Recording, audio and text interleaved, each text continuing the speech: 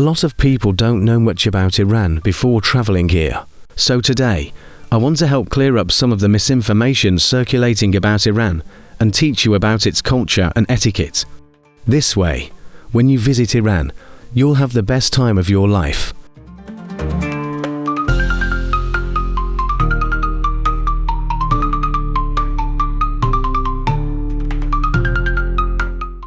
Iran has a vast, ancient, and diverse culture that has evolved over thousands of years through interactions with neighboring cultures.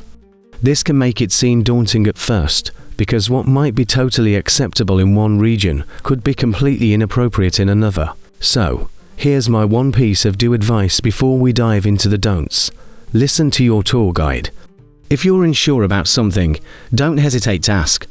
It's literally their job to ensure you have a good time and avoid any unpleasant experiences during your trip.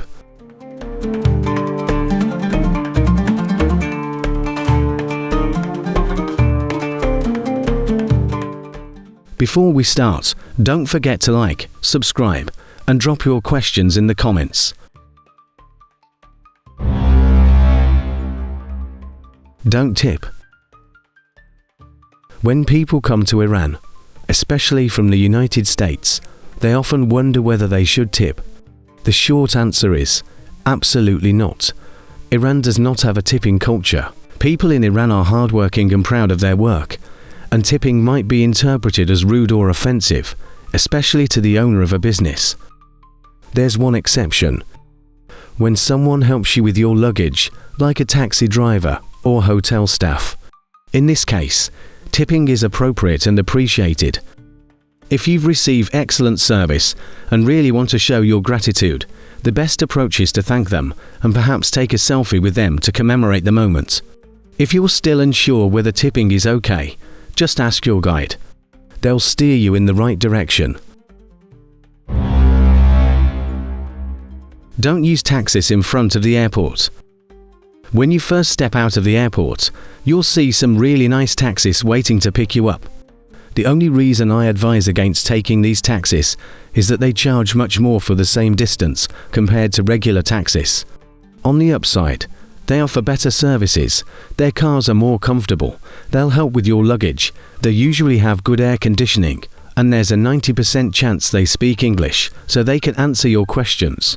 Plus, they typically know all the hotels and tourist attractions, so you can sit back and relax. But if you don't want to put a hole in your pocket right off the bat, look for the yellow taxis around the airport. These are regular taxis, so they might not know English, might not help with your luggage, and may not have much space for it.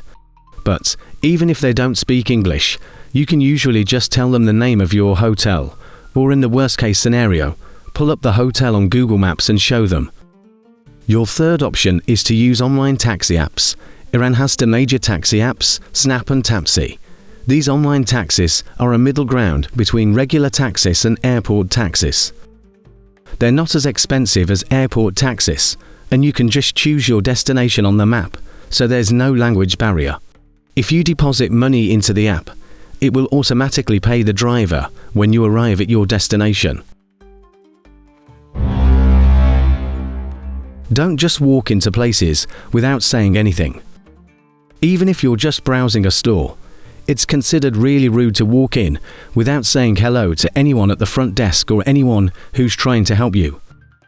In Iranian and Islamic culture, the first thing you should say when meeting someone is a greeting. It can be as simple as hello, salam, or salam alaikum. Salam alaikum. Salam alaikum. Salam alaikum. Don't just stand around and stare at people. This is basic human decency, but it's worth mentioning. Nobody likes being stared at, and Iran is no exception. Especially avoid staring at someone's wife or daughter. You could find yourself in big trouble. Family is extremely important in Iran, and people are very protective of their loved ones. If a father or mother catches you staring at their daughter for too long, you're going to have a bad time.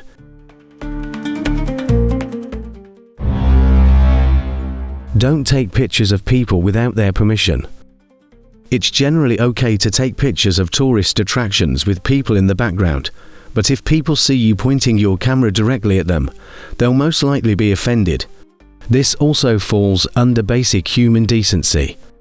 People do not appreciate being recorded without their permission, so don't be that tourist who goes viral for all the wrong reasons. Unlike in some places where people might let it slide, in Iran, you might get knocked out before you can push the stop recording button. So, always ask for permission or consult your guide if you're unsure whether it's okay to record. As I mentioned, Iran doesn't have a keep it down culture in most parts, so you can talk and laugh loudly in public, just don't get too annoying or irritating to those around you. To give you an idea, in Japan, the maximum acceptable public talking volume is about 30%. In Australia, it's around 90%. In Iran, it's appreciated if you keep it at 50%, but you can go as high as 70%. So, have fun, laugh your heart out. And if you're in nature, with not many people around, you can talk as loudly as you want while enjoying the beautiful scenery.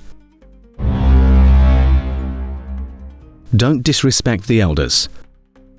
As I mentioned, Iran is very family-oriented, and respecting elders is a big deal. So, if a shopkeeper is elderly and it's taking them a while to prepare your order, do not disrespect them. Iran has the kindest grandpas and grandmas, and everyone loves them. Disrespecting them, especially as a foreigner, will not be tolerated. Absolutely do not prank people. Iran has a proud culture and history, and the people take pride in it.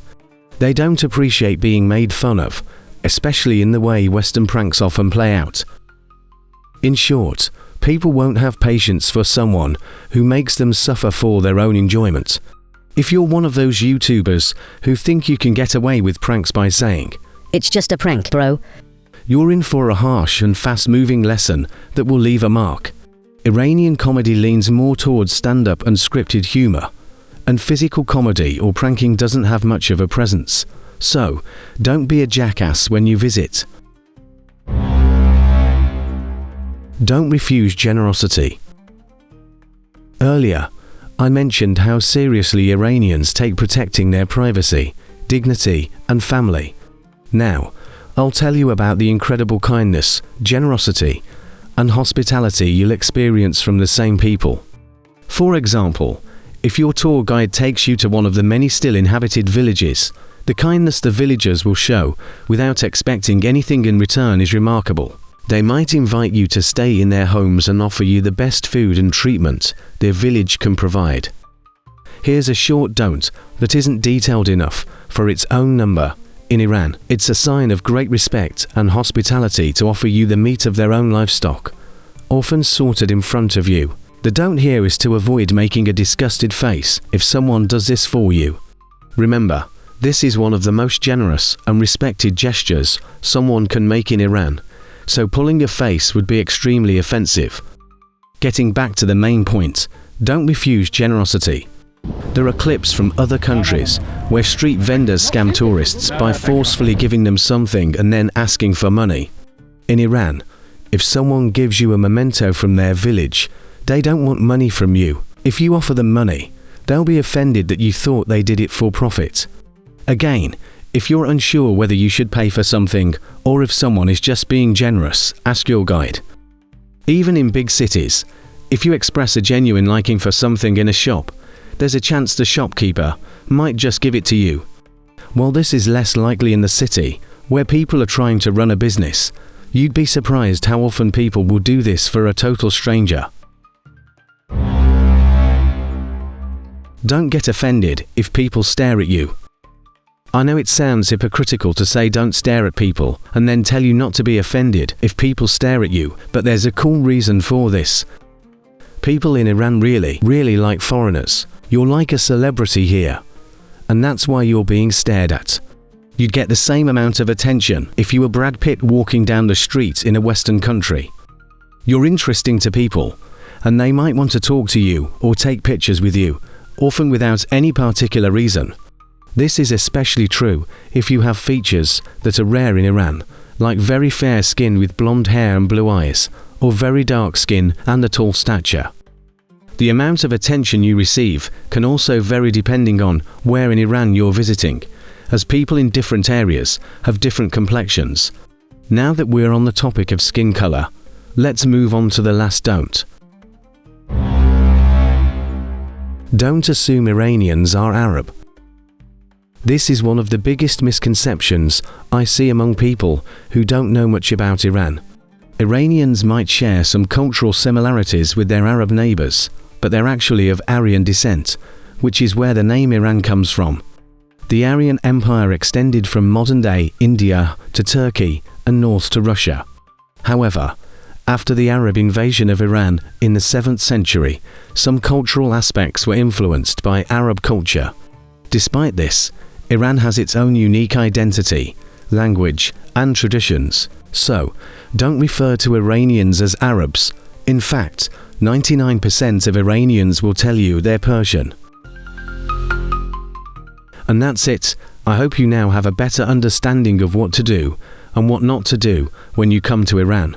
If you follow these simple guidelines, you'll have the most amazing experience here. So, don't hesitate to book your ticket and come visit us.